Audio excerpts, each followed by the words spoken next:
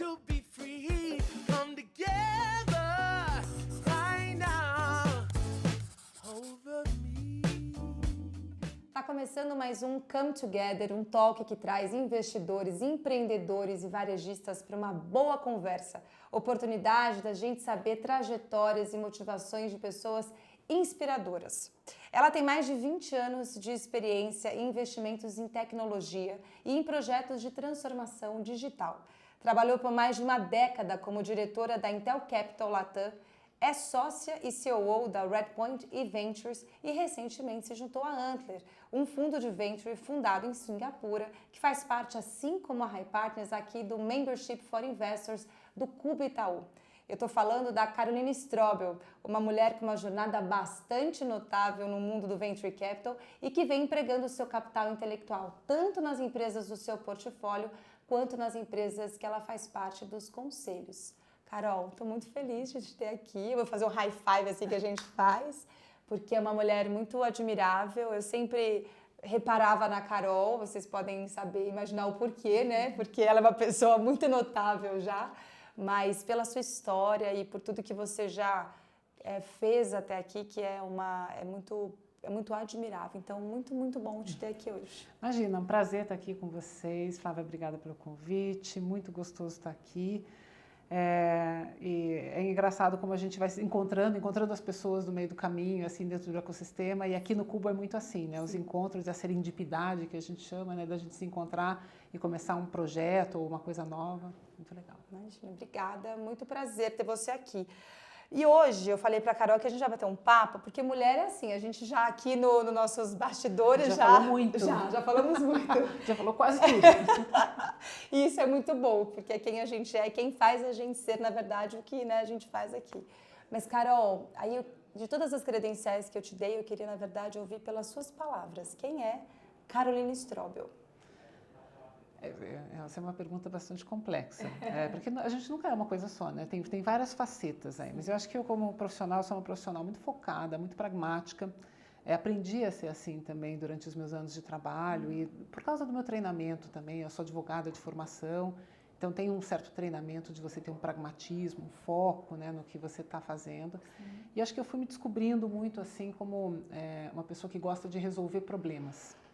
E isso foi marcando todos os times que eu fui passando. Eu sempre gostei de ajudar a solucionar, mesmo que estivesse além do que a minha caixinha me permitia. Eu sempre gostei de ir um pouco além da caixinha, explorar coisas novas. Eu sou uma pessoa muito curiosa. Então, eu acho que, resumidamente, assim como profissional, acho que é isso. E eu sou mãe de três crianças, então tenho o Pedrinho, o Chicão e a Beatriz, de 10, 12 e 14 anos, que também fazem parte aí de tudo que eu sou e me constroem todo dia com várias lições. Incríveis. São as melhores startups que a gente investe. Às vezes não dão muito retorno ali, a gente tem que dar umas pivotadas de novo. Mas você sabe que esse teu comentário é bem interessante, que eu brinco com todo mundo. São os meus melhores investimentos. Porque é um investimento de longo prazo e é uma coisa que você tem que ficar o tempo inteiro falando e repetindo, falando, isso não vai dar certo, eles não te escutam, você tem que pegar outra pessoa para te escutar, é tudo assim, é quase assim, uma startup. Mas né? Não deixa de ser, e longuíssimo prazo, porque ainda que você invista ali todo o teu tempo, todo o teu dinheiro, todo o teu, né, assim, o teu amor, é algo que você não sabe ainda se vai ter todo esse retorno, mas eu acho que nos transforma, né? Que eu não julgo quem não quer ser mãe, tem muitas amigas que não querem, mas hoje eu olho para as minhas filhas e digo, é onde eu mais aprendo. Não, com certeza é uma escolha. E é uma escolha que você tem que levar em consideração muitos pontos, especialmente na questão, tanto o homem quanto a mulher devem fazer essa escolha, né? Mas a mulher realmente tem um efeito sobre a mulher é muito maior. Sim. Então, não é fácil, mas a gente aprende muito, são várias lições e é uma startup de altíssimo impacto. Não tenho dúvida disso. Então, e é uma responsabilidade, né? Me fala uma coisa, você comentou que você é formada em Direito, tudo começa no Direito, né? O que te fez escolher essa área? Eu escutei um pouquinho sobre a sua história, né, esses dias, mas o que você sonhava, na verdade, como carreira profissional? Eu lembro, assim, acho que a primeira vez que eu considerei fazer direito, que eu falei, não, eu quero ser advogada, é porque eu estudava num colégio que ficava do outro lado de uma praça, eu sou de Curitiba, E eu fiz Federal do Paraná. E o prédio da Federal do Paraná de Direito é um prédio muito bonito, com umas colunas bonitas, assim. Eu estudava numa escola que ficava do outro lado dessa praça. Quando eu era pequenininha, eu falava, nossa, eu quero subir aqueles degraus, eu quero estar lá, no meio das colunas. Então, tinha muito desse, assim, sabe, aquela coisa de, quero ser advogada. E depois de um tempo, eu comecei a perceber que realmente eu tinha uma vocação muito grande para esse tema. Eu tinha muita facilidade em me expressar, eu tinha muita facilidade em escrever. Eu gostava muito do tema justiça, das questões filosóficas que vêm com o direito. Quer dizer, tudo isso para mim era muito fascinante. Eu, muito curiosa, adorava uma biblioteca, então eu entrava na biblioteca e começava a ler aqueles códigos, todos a gente que tem esse direito mais codificado, né? Para mim era um prazer. Eu pegava o final de semana para ler, sei lá, Sérgio Buarque de Holanda. Eu falava, nossa, que maravilha poder ler. Ainda bem que tem quem goste disso. Exato. Alguém precisa gostar. Para mim era assim um prazer. E eu tive o privilégio de poder seguir esse prazer, né? Então, quando eu passei na faculdade, não tinha dúvida para mim que eu estava fazendo a coisa certa, que eu estava no meu caminho certo. Muito legal. Eu falo que as coisas são... Acho que Deus faz cada um complementar mesmo, Ainda né? bem, né? Se Pois todo é, mundo fosse igual. gente, imagina, eu vou lá na biblioteca ler código, meu Deus do céu, chega alguma coisa, chega um contrato, eu falo, Aquele gente... cheirinho de livro gostoso. Ai, não, o livro ainda tudo bem, o do é código, né, gente? O que tem dentro desse livro. E aí, uma coisa é que o Venture Capital, ele vem como uma oportunidade para você, né? Assim, e eu queria que você contasse um pouco como que você entrou no mundo de Venture Capital, que hoje parece simples a gente falar, é uma indústria difundida, as pessoas conhecem. Mas e você? Como é que de Curitiba, né? Assim, como é que acontece? Onde acontece? Como acontece? Você sabe que, brincadeiras à parte, a minha mãe até hoje não entende direito o que eu faço. Ela não sabe qual é a indústria. Eu estava ontem na casa da tia do meu marido também, ela falou a mesma coisa. Eu não sei, você fala tão bem, mas eu não sei muito bem o que você fala. Tem que prestar muita atenção para entender. Pois é. E quando eu decidi sair de Curitiba, eu queria ampliar os meus horizontes. Eu falei, eu era advogada de um banco, trabalhava já na área internacional do banco, numa área de compliance. Eu tinha feito meu mestrado, eu fui fora do Brasil, voltei, e eu queria ampliar. E eu achava que eu estava muito limitada no que eu estava fazendo. E, de repente, eu fui fazer uma entrevista aqui em São Paulo, numa empresa de tecnologia, que precisava de uma advogada para cuidar exatamente de Venture Capital, Private Equity e M&A. Que na época, assim, Private Equity era uma coisa que a gente já fazia bastante, M&A também, mas Venture Capital era quase uma novidade. Isso nos idos de 2001, faz muito tempo, né? Muito tempo. E aí, a pessoa que me entrevistou, que foi a minha chefe, ela perguntou para mim o que eu conhecia a respeito da indústria. Eu falei, olha, nunca ouvi falar dessa indústria, prazer, Carolina, né, tal. Não sei o que é, mas assim, tem uma coisa que eu estou disposta a aprender. Estou curiosa, quero aprender, gostaria de conhecer mais. Ela, então tá, então vem para o Vale do Silício, a gente te treina aqui no Vale do Silício a respeito desse assunto, você volta para o Brasil e toca aí a América Latina para a gente, se tudo der certo. E deu. Quanto tempo fazia que você estava em São Paulo? Não, eu vim para cá por causa disso. Quer dizer, você saiu você teve uma conexão São Paulo só. Você fez Curitiba, São Paulo, Vale do Silício.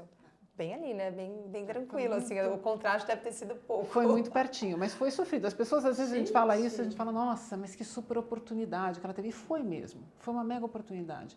Mas na época não foi fácil. Não, porque mas um contraste. Eu abri mão da minha família, dos meus amigos de anos, dos meus relacionamentos em Curitiba para vir para São Paulo, ficar sozinha, viajando o ano inteiro. Eu ia para a Índia, para a China, Estados Unidos, Europa o tempo inteiro, que todo mundo acha o máximo, mas que a gente sabe, assim, quando você faz muita viagem, que é muito cansativo. Sim, muito eu morava num hotel, ficava sozinha, final de semana não tinha muito o que fazer, eu ficava, enfim, tentando me virar numa cidade que eu não conhecia, não tinha Waze ainda naquela época, vamos lembrar, então era aquele guia 4 rodas, ficava para tentar se virar em São Paulo, quantas vezes já me perdi, sem ter família por perto. Então, não foi fácil, passei por momentos de estresse, na construção da minha carreira e na construção de mim mesma, eu passei por momentos de estresse, assim, potentes. Todo mundo ficava falando de burnout, etc. Pois é.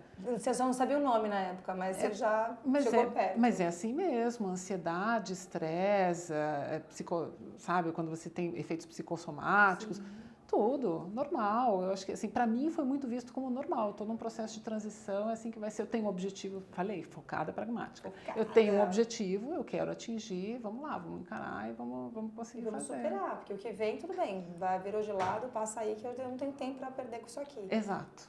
Difícil também, né? Mas é engraçado você dizer que as pessoas geralmente acham que é tudo glamourizam, né? E quando vem a trajetória, eu falei aqui no começo, são décadas, né? Anos, 10 anos ali, 10 anos acolá. Quando você vai somando tudo isso, tem uma história que não é só louros, tem muitos tombos, muita resiliência, eu fico imaginando, eu quero entrar um pouco nesse tema mais pra frente, essa questão até da mulher, eu não sei como é que era quando você foi pra lá, se tinha, pelo que eu entendi, quem te entrevistou era uma mulher, mas depois você teve mais pessoas, enfim, mais mulheres na sua vida que te apoiaram ou ainda era um mundo muito masculinizado? Era um mundo bastante masculino. Ainda assim tinha umas poucas mulheres, mas sempre numa posição de poder ainda inferiorizada aos homens. E aí tem várias questões, né? Eu acho que a gente vive numa sociedade que é patriarcal. Sim. E tem essa herança patriarcal muito forte. E acho que não só no aspecto financeiro, que eu não tenho a menor dúvida de que eu sempre ganhei menos do que os outros, do que as outras pessoas que estavam ao meu redor, assim, que eram homens do sexo masculino, sim, do gênero masculino, por vários motivos. Mas também pelo fato de eu ser de um gênero diferente, acho que tinha uma falta de empatia, então sim, tinha muita pergunta assim, mas o seu marido ganha quanto? Né? Então o seu marido consegue? Não, mas eu tenho, né, sou eu, né? E é engraçado isso, mulher passa muito por esses momentos, né? E acho que tem esse efeito, que é um efeito prático, né? Que é a questão financeira, mas tem um efeito que para mim é o mais grave, é o psicológico mesmo, de achar que a mulher ela tem que se restringir a um determinado limite. Ela não pode ser muito mais do que aquilo ali. Ela não pode querer muito mais do que está sendo oferecido para ela. E quando ela quer mais, quando ela decide ser mais, ela é mal vista. Não só pelos homens, como também pelas outras mulheres. Então, assim, é natural, eu acho que a gente se acostuma com isso, mas a gente não deveria se acostumar. Eu acho que a grande vitória das mulheres vem exatamente no momento que elas, se entendendo mulheres, elas falam, putz, eu vou apoiar que outras mulheres sejam muito melhores do que os homens que estão por aí. E acho que enquanto não for criada essa irmandade feminina também, de falar eu vou apoiar outras mulheres, a gente não sai desse buraco, né? É que em tese a gente entende que o que a gente julga é, se ela está aqui, ela está deixando de estar em outros lugares, na casa, na família, nos filhos, né?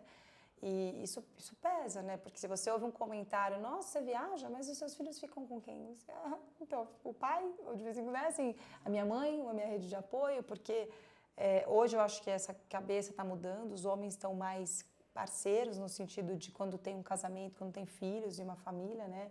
Quando, enfim, é esse o casal, mas eu também trabalhei sempre no mercado financeiro, e o mercado financeiro sempre foi muito duro nesse sentido, porque sempre foi muito masculino. Então, e aí a gente também, eu lembro que eu estava comentando esses dias com uma pessoa, até o meu jeitão, assim, eu comecei a ficar super grosseira, porque eu queria mostrar de alguma maneira que eu tinha voz naquele lugar, eu trabalhava em corretora, nossa, assim, uma coisa... e depois eu fui aprendendo que, peraí, não preciso ser assim, eu não preciso ser igual ou pelo menos querer me fazer igual para conseguir meu espaço, eu tenho que ser do meu jeitinho. E foi até melhor, porque aí no meu jeitinho eu conquistei muito mais espaço, de uma maneira muito menos, assim, de conflito, em que as pessoas passaram a me respeitar, porque sabiam que não, deixa, ela está fazendo, ela entrega, está tudo bem. Então, acho que foi assim que a gente foi ganhando, mas sempre com julgamentos e pesos que a gente tem que se livrar dessa culpa e se desviar dessa culpa o tempo todo, porque não é nossa a culpa, acho que é a projeção de quem nos vê enfim, né? E até de querer bem. Você veja, minha mãe, quando eu estava na época da faculdade, ela queria muito que eu fizesse um concurso público, porque ela achava que isso dava uma segurança muito boa, e para a mulher, ela falava, isso é ótimo para a mulher, porque tem horário para entrar, para sair. Não é bem assim. Eu que conheço, tenho amigas que são juízas, etc., trabalham demais também, não é essa visão. Mas, obviamente, minha mãe tinha essa visão de que era tudo muito fácil, com horário fixo. Por que uma mulher não iria aceitar fazer um concurso público? Eu, na época, passei num concurso, minha mãe ficou muito chateada comigo, porque eu não assumi o concurso, e foi uma grande decepção para ela. Quer dizer, ela falou, nossa, mas você vai ser o quê, então? Né? Como se eu tivesse me limitado àquilo, quer dizer, então eu só poderia ser juíza, procuradora ou promotora, era isso o meu limite. E eu queria diferente, e por querer o diferente, eu fui sempre tentando sair da caixinha, me forçando a sair e feliz em sair. Porque tem uma outra coisa que eu acredito muito, que assim, você tem que se divertir fazendo o que você faz, entendeu? Então, ou você é apaixonada, sabe aquele negócio que o tempo voa quando você está se divertindo? Pois é, para mim é assim o tempo inteiro. Eu trabalho muito, mas com muito prazer. Com E muito faz prazer. muita diferença. Meu pai falava, se o dinheiro não for o seu objetivo, ele vai ser a sua consequência. Faça o que você goste e você vai ser bem-sucedida. Sempre levei isso para minha vida e você falando isso, eu me lembro assim, da frase que ele me dizia. Voltando aí à época de Intel, você passou... Na verdade, você passou quase 2 décadas na Intel, né? E aí você se une na Redpoint Ventures, e depois você ingressa em conselhos, enfim, você teve uma trajetória aí gigantesca. E agora, mais recentemente, vem com a Antler, que é uma... Eu queria que você falasse um pouco mais sobre a Antler, né? O que a Antler faz e qual que é o seu papel lá dentro, enfim, como é que você emprega toda essa sua diversão aí no seu dia a dia dentro da Antler e contar um pouco dessa jornada desde Intel até hoje. Quando eu saí da Intel, eu comecei a falar com o pessoal da Redpoint e Ventures, e eles queriam ter uma pessoa como eu para ajudá-los no fundo, que eles queriam lançar mais um fundo também, então tinha uma série de conversas com sócios. E quando eu fui falar com eles, eu nunca me imaginei sócia deles. Eu já fui sabendo, eu vou trabalhar com eles, e para mim já era uma honra maravilhosa, porque são pessoas incríveis. Os meus sócios na Redpoint são fantásticos, o Manuel, o Romero, o Anderson, o Rodrigo Baer, o Flávio Pripas, que todos estavam lá na Redpoint. Eu já admirava eles tanto. E quando eles me convidaram, eles falaram, não, mas você vai entrar como sócia da gente. Você já faz ventures, se duvidar, há mais tempo que a gente. E isso foi muito gentil da parte deles, claro, mas ao mesmo tempo, assim, é muito triste que a mulher se submeta a uma situação como essa de falar, não, mas eu não poderia ter sido vista como sócia. Aquilo me deu uma força muito forte. Você veja, foi a ação dessas pessoas na minha vida, que foi um ato tecnicamente simples de falar, não, você vai entrar em pé de igualdade com a gente. E natural para eles. Natural. E isso me trouxe uma força muito grande. Eu falei, como assim? Então, eu acho que tem uma coisa errada aqui na forma como eu estou me vendo. Eu preciso me enxergar de uma maneira diferente. Eu preciso enxergar o que realmente eu estou construindo aqui. Então, isso foi tudo muito importante para mim. Sim. E nesse mesmo processo de construção, quando a Redpoint Ventures, que é um fundo de Venture Capital, decidiu não fazer mais fundos, eu falei, bom, mas eu quero continuar investindo, porque eu invisto já há muito tempo e quero continuar, mas eu quero continuar neste momento da minha vida fazendo uma coisa diferente. Então, a primeira foi, antes de eu falar sobre o investimento, contar que eu tive um plano B. Então, antes mesmo de eu entrar na Redpoint, eu decidi que eu queria ter um plano B se a minha carreira de investimento não funcionasse tão bem assim. Eu queria ter um safe side, assim. E eu comecei a me preparar para conselho, porque eu fazia muito conselho para startups, etc. Eu falei, bom, eu vou me preparar para conselho, é uma coisa que eu adoro, sim, governança, tem tudo a ver comigo, tal, vamos fazer. E eu fiz o curso. Quando eu entrei na Redpoint, eu falei, mas eu não sei se eu ainda quero ser conselheira, porque eu gosto muito de ser investidora, vamos continuar investindo. E começou a aparecer um monte de oportunidades de conselho, que eu falei, gente, não tem como dizer não, maravilhoso. E aí eu também comecei a participar desses conselhos. Sou conselheira de 3 empresas, sempre com o vetor de tecnologia. Então, tecnologia e M&A é o que eu mais sei fazer, é onde eu mais adiciono valor dentro dos conselhos. E participo, assim, também muito feliz, tentando fazer uma construção de empreendedorismo mesmo, de você ver quais são os tamanhos dessas empresas, o que elas precisam e como eu consigo realmente adicionar valor. Então, eu hoje sou conselheira da Randon Corp, que é uma empresa que tem inúmeras verticais e também trabalha muito com tecnologia, uma das empresas que mais tem P&D no país, é sensacional. Muita gente acha que, não, são peças de caminhão. Nunca imaginei. E você fala, gente, o que eles constroem ali é um negócio absolutamente incrível, além de ter toda uma parte digital, de banco, consórcio, outras coisas também. Tem a Softplan, que é uma empresa de capital fechado, também de tecnologia do Sul, e a Sinqia, que é uma empresa de capital aberto também, e fica aqui em São Paulo.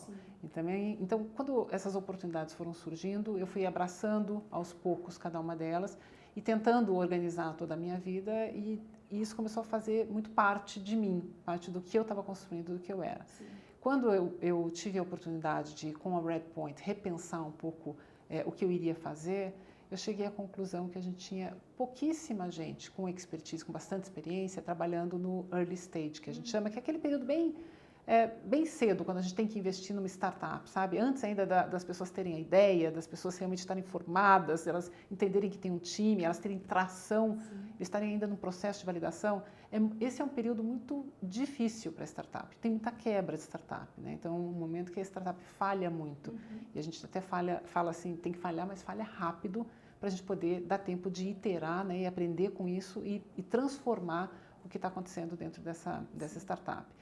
E eu percebi que tinha pouca gente com expertise ali. E comecei, dentro da minha cabeça, a entender que se a gente quer ter um ecossistema forte, com muitas empresas fortes e robustas na área de tecnologia, abrindo capital, fazendo M&A neste país, no nosso país, a gente precisa investir nisso. E o investimento não é só financeiro, é um investimento de conhecimento.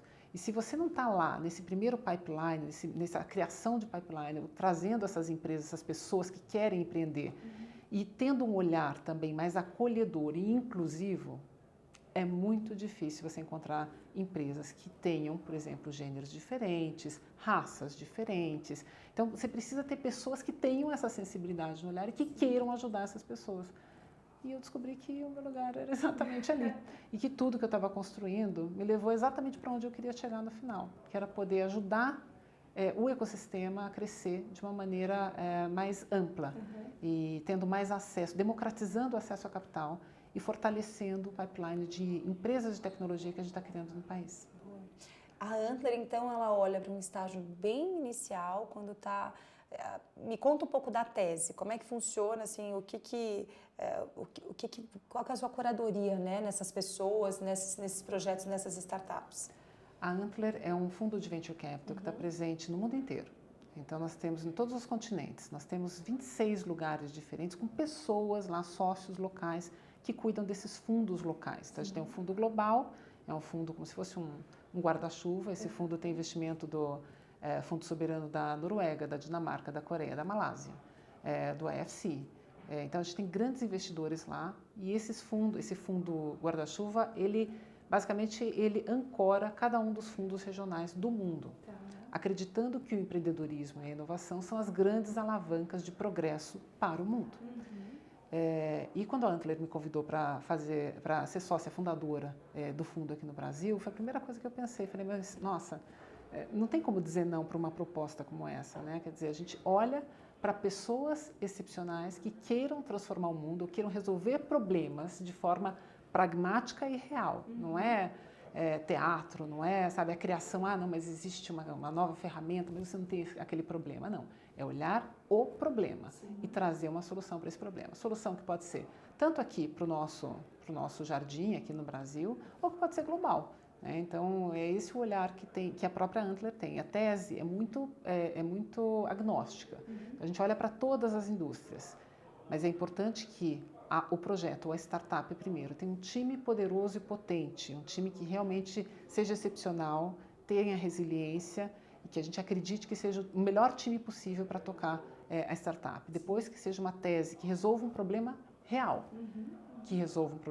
dentro de um mercado que seja grande e que possa ser escalável. Então, uma consultoria, por exemplo, que mesmo que atinja um grande mercado, ela não escala. Então, não é para isso que a gente olha. A gente olha para coisas que, se você fizer um determinado investimento, tanto faz se você tiver 10 clientes ou 1.000 clientes. Você vai ter uma estrutura que vai atender naquela escala sem precisar inflar demais. Exatamente, também. exatamente. E sempre um olhar mais pragmático, especialmente porque a gente está no early stage. A gente sabe que o modelo hoje de mercado de fundos de venture está muito mais para monetização inicial, então não para criação de artificialidades de mercado, mas para a realidade mesmo, né? Como resolver esse problema de uma maneira mais eficiente para ganhar mais cliente e você crescer. Não é fácil. Não, nem um pouco. Porque quando você já está, por exemplo, a gente tem a tese de investir em algo que já está aprovado, porque já está a ponto de escala no sentido comercial, quer dizer, eu te levo e te conecto com o varejo para que você possa só, né, escalar. E já é difícil, porque você tem as arestas para poder cortar, às vezes, né, você fala, olha, ali o modelo de negócio não está aqui, porque, né, o cliente tem que...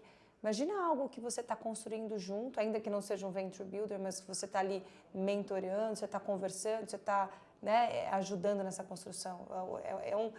Você tem um investimento menor, mas um risco maior também. Muito maior. O risco é bem maior, o investimento é menor e o risco é maior para os dois lados, né? São os grandes alfas, né? O alfa de quem investe no growth, na área mais de crescimento. Sim. Então, por exemplo, né, grupos como SoftBank, General Atlantic, Tiger, que investem mais nessa área de growth. Sim. E tem os investidores menores, né, que investem nesse early stage, que realmente correm mais risco, mas também quando eles saem com um valor muito superior, que paga o fundo, que é essa ideia, a ideia de portfólio, que você tem não investimento em 5 empresas, mas em 80 empresas, e que dessas 80 empresas você tenha, sei lá, 10 que sejam campeãs. Entendi. A ideia é essa. Hoje, o fundo tem quantas empresas investidas? 12. 12. E o objetivo são 80? Em quanto tempo, Carol? 5 anos de investimento. Estamos em qual tempo? A gente ainda tem 5? A gente vai entrar no segundo ano ainda. Então tem. Tá A boa gente vai por programas de residência, né? Por cohorts. Então a gente já vai começar o terceiro cohort agora em setembro. E é um programa super democrático. Você se inscreve na internet. Você pode se inscrever em qualquer lugar do mundo. Aliás, a Antler é muito mais conhecida fora do Brasil do que aqui. A gente começou há pouco tempo aqui no Brasil. Mas fora, em Singapura, nos países nórdicos, é muito comum que brasileiros, inclusive, se inscrevam para esses programas lá, peguem dinheiro lá e tragam para o Brasil e montem a empresa aqui com a nossa ajuda. Então, acontece também. Que legal. Legal também essa coisa de ser global, né? Porque eu acho que já dá para a startup esse caminho de quem quer endereçar a sua solução para fora, já tem caminhos mais fáceis, né? Conexões já feitas. Tem um go-to-market mais fácil para fora do país, networking bacana. E o que eu acho que é muito legal, essa visão meio sem fronteiras do Venture Capital, é também entender quais são as tendências e onde determinados problemas estão sendo resolvidos, de que maneira. E trazer tudo isso. A gente não está falando em ficar fazendo copycat, né, que a gente chama de copiar o que está acontecendo lá, mas entender o que está acontecendo nos outros mercados e ter os KPIs, né, acompanhar as metas de mês a mês dessas empresas, do que está acontecendo lá e do que acontece aqui no Brasil, também é muito importante. É muito importante. E eu estava falando com a Carol, né, antes da gente começar, que o Venture Capital é muito interessante porque não tem uma concorrência, né? Mesmo com os próprios fundos. Então, a Carol é da Antler, a gente é da High Partners, a gente origina negócios um para o outro. Às vezes chega uma coisa aqui que, Carol, tá fora da minha tese, que tá muito no early, mas pode ser interessante para você. Assim como você já viu que tem uma noiva que você está preparando ali, que o cara, esse cara aqui, ele precisa só escalar, é growth, agora é com você. Não, vem comigo. Então, a gente divide rodada e eu acho que isso é muito legal. É um mercado, é uma indústria que, óbvio, né, tem lá as suas... Mas eu acho que se todo mundo trabalhasse com essa cabeça de coalizão e de colaboração, acho que todo mundo ganha, o empreendedor, o investidor, né? Enfim, a comunidade como um todo. Me conta uma coisa, aí voltando para a Carol de novo, porque aí a gente foi para a Carol, foi para a Antler, foi para os investimentos, né? Já falou da Carol mãe, já falou da Carol empreendedora. A Carol faz tanta coisa, empilha tanto prato, né? Roda tantos pratinhos ao mesmo tempo. Tem algo que você faça no seu dia a dia que te ajude a manter foco? Assim, ou que seja uma oxigenação, que seja onde você desopila. O que a Carol faz? Eu faço um processo que eu chamo de gratidão ativa. Eu agradeço muito. Eu separo um momento do meu dia para agradecer. Não é um momento muito longo, mas eu separo para agradecer. Eu acho que não só por eu ser uma privilegiada e eu sei que eu tenho uma posição de privilégios, mas além disso, para agradecer mesmo as oportunidades que a vida dá e tudo que, está acontecendo naquele momento. Eu também faço uma coisa que eu acho que é muito importante, que é meditar. Eu acho que assim, mudou a minha vida quando eu comecei a fazer meditação. Ela me traz atenção real para o momento presente, me traz foco, me ajuda a ter um desempenho melhor. Eu gosto muito. Muita gente acha que é bobagem. De vez em quando eu falo com as minhas amigas que é outra coisa que eu também acho essencial para a saúde, além do esporte que eu faço. Sair com os amigos é muito, muito importante. Eu falo para as minhas amigas, tá bom, Carolina, então você vai lá meditar. Eu falo, pois é, eu vou lá meditar. Eu tenho os meus momentos, gente. Uma hora eu converso, outra eu fico quietinha. E ajuda bastante. Muito bem. Meditar, eu acho que é algo que a gente tem que aprender mesmo, porque é difícil, né? A meditação, ela te leva para acessar um lugar ou acessar um certo silêncio, né? A gente às vezes não para escutar o silêncio, e eu não medito, eu tenho as minhas práticas também de oração e tal, mas que às vezes é difícil a gente se concentrar. Eu falo que às vezes eu tô lá falando com Deus e tal, daqui a pouco eu já tô pensando, meu Deus do céu, mas isso aqui, aí eu falo, não, volta aqui, calma aí, tá aqui ainda, então, porque a gente vai se desconcentrando e se distraindo, então... Mas é assim que é o processo também, esperar que o processo seja perfeito todo dia, não acontece. Vamos lá, gente, eu faço isso. Não quer dizer que sempre eu tenho sucesso, que sempre eu vou conseguir. Às vezes tem uma criança que interrompe, às vezes tem um problema, mas assim, eu tento colocar na minha rotina hábitos, né? Isso faz. O que realmente faz a diferença é o hábito. E você é a pessoa, como você já começou se descrevendo, que é pragmática, disciplinada. Eu sou disciplinada. Isso é muito bom. Isso para tudo, né? Para tudo na vida. Nada a gente consegue sem ter disciplina. Nada. Às vezes as pessoas falam, mas como é que você consegue fazer tudo isso? Eu falo, gente, porque eu priorizo, porque eu coloco aqui, porque eu estou tocando esse negócio. Tem umas coisas que se resolvem sozinhas também, magicamente. Acho incrível quando isso acontece. Gratidão, volta, né? Acho incrível quando acontece, às vezes acontece. Às vezes acontece, às vezes dá ruim mesmo. Às vezes você está num dia ruim e você encara isso também. Fala, putz, não tá bom, não tá legal. Vou conversar com os meus amigos, vou sair, vou fazer alguma coisa, vou tentar me sentir bem. E é isso. É uma mescla de tudo. Muito bom, muito bom. Me conta uma coisa, tem alguém quem você se inspire? Acho que tem várias pessoas de vida real até que eu me inspiro, mas tem uma pessoa que eu gosto muito e eu falo porque eu acho essa pessoa absolutamente admirável, uma poetisa, escritora, Cora Coralina.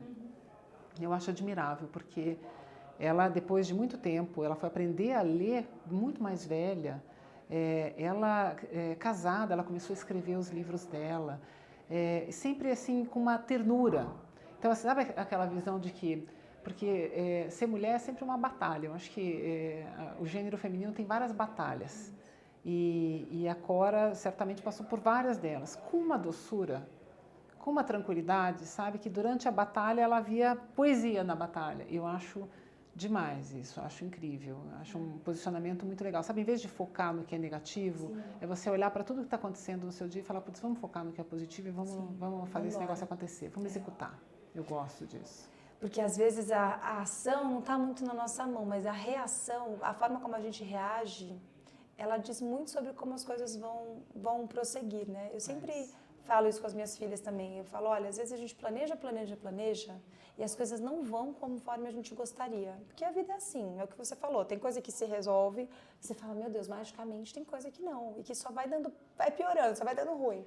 Mas a forma como você reage é o quanto do que você está abastecido. Porque é na hora do nervoso, é na hora da pressão que você solta daquilo que você está cheio. Então, a Cora, talvez ela estivesse cheia tanto de coisas boas, de otimismo, né, enfim, que na hora da pressão, ela, ao invés de explodir com coisas negativas, ela explodia com coisas positivas. E como isso ecoou positivamente na sua vida, porque a gente tem esse poder, né? De às vezes a gente explode e aí o nosso vulcão, a lava vai para tudo quanto é lado, sai queimando geral. Então, que a gente seja mais... Eu peço isso todos os dias para Deus, falo, Deus, me dá domínio próprio para eu poder conseguir ecoar. Olha, vou ler mais sobre Cora Coralina, para eu poder ficar inspirada. É muito bom. Muito bom. A gente faz sempre um hi-bye, que é um ping-pong, mas a gente quis estilizar porque a gente né? A gente quer fazer aqui do nosso jeito. Então, perguntas curtinhas, respostas curtinhas, mas como você é pragmática, eu não tenho nem dúvida, porque tem gente que fala, é curtinha, a pessoa fala, então, lá atrás. Mas você fica à vontade, porque aqui você é que manda. Então, um livro. Vou falar dois, só para dizer que eu não sou pragmática. O primeiro é um que acho que todo mundo tinha que ler, que se chama The Four, que fala sobre as 4 empresas, as principais empresas de tecnologia do mundo, escrito pelo Scott Galloway, que é um professor de marketing sensacional. Fala sobre o poder das empresas de tecnologia e como isso pode transformar o mundo. Acho que passa recados bem importantes, todo mundo devia ler. E outro que passa um recado muito importante para todos, não é só para mulheres, não, para mulheres e homens, é Malala. Malala. Eu acho que esse é um livro também muito importante, porque a gente fala em coragem, né? O que é a coragem daquela menina? Sensacional. Muita coragem. Ela também não tinha tempo para parar para pensar, né? Não. Foi como você disse. Ela tinha um foco, Como ela é que tinha um ela objetivo. conseguiu aquilo? É porque ela não tinha nem tempo para parar para pensar. Muito legal, muito legal. Aliás, o Scott Galloway, ele veio para o evento da VTEX, né? E eu fiquei doida, Ele é maravilhoso. Maravilhoso.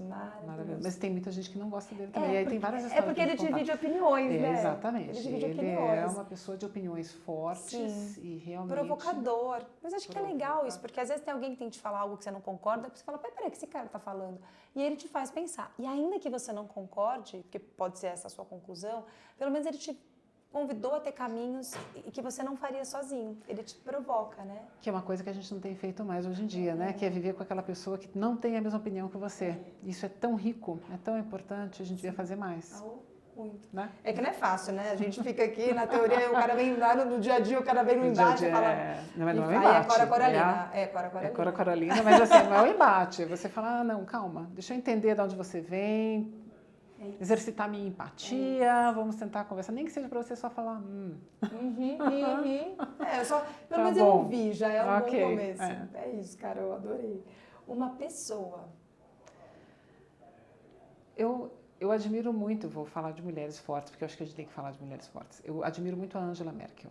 Eu acho que ela é uma potência, é uma mulher muito inteligente, física, né? Muito inteligente.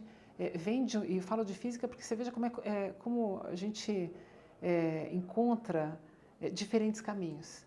Uma física que virou política hoje, uma excelente política que consegue trazer tanto poder ao redor dela, uma fruição de criação de valor. Sim. Acho isso fantástico. A Angela Merkel é admirável. Sensacional. Uma frase. Tem uma frase do... não tenho certeza se é dele, tá? Eu acho que é do Mahatma Gandhi, que fala o seguinte, que é: seja a diferença que você quer ver no mundo.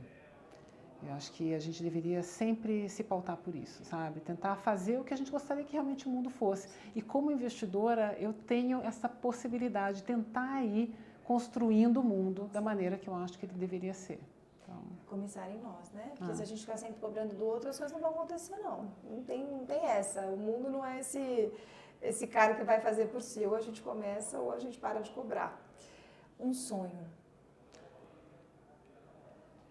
Eu acho que é ser exatamente essa diferença. É fazer parte dessa diferença, dessa criação de valor no mundo. Eu realmente acredito que empreendedorismo, tecnologia criam valor no mundo. E acho que a gente tem muito conhecimento no nosso país que a gente precisa direcionar para educar as pessoas, os empreendedores e as empreendedoras, a poderem fazer isso melhor, acelerar todo esse processo. Então, eu acho que isso é uma missão de todos nós, assim, e que a gente deveria seguir. Muito bem.